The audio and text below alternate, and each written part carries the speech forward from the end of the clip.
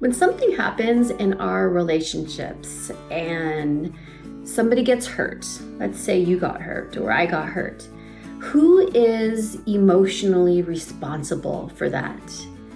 Is it me or is it the other person? We're going to talk about emotional responsibility in this video.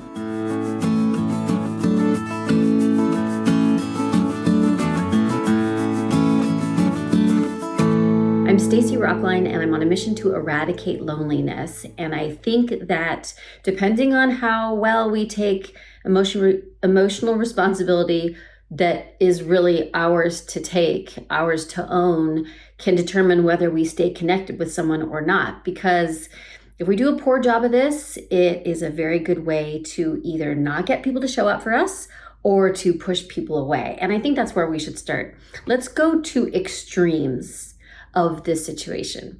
So for me, this is a pattern that I'm working really hard to disrupt.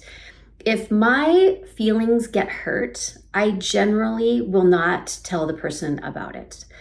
I'm a product of the 70s, and we didn't have our emotional needs met as kids.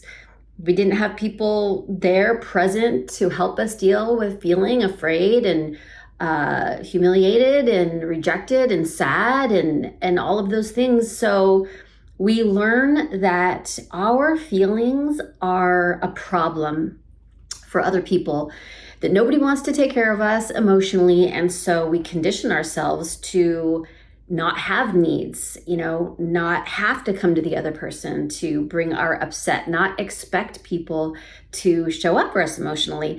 And so if I get my feelings hurt, I just always think, oh, this is my job. I have to get over this, right? It may have been something the other person did or said or didn't do or didn't say, but at the end of the day, it's my response that I need to deal with. I need to exclusively take control over my emotional well-being. And while that has a healthy aspect to it, I think it is important for us to do what we can to care for ourselves emotionally, to be there for ourselves, to, have some emotional maturity and to, examine our reactions and understand ourselves and know what's going on.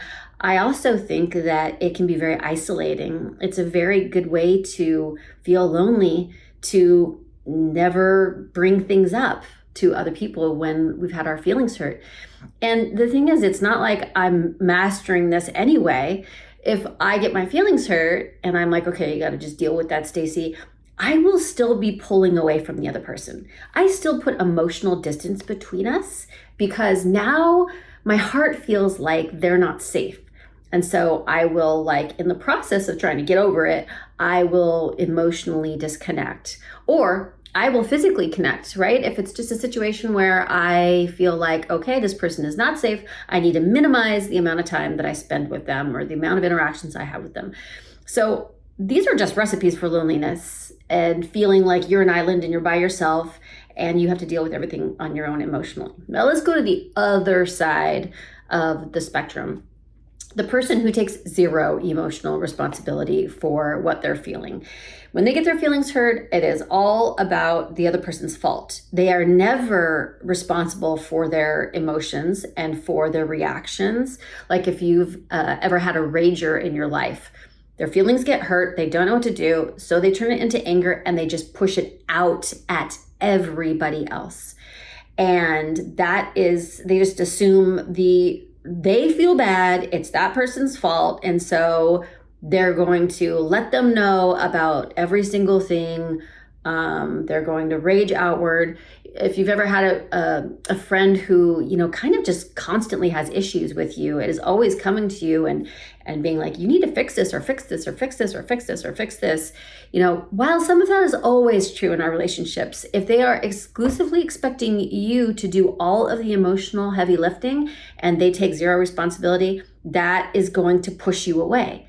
That person pushes people away because at the end of the day, when someone feels like they're doing all of the changing of their behavior and the other person is taking zero responsibility, they're going to stop building with you.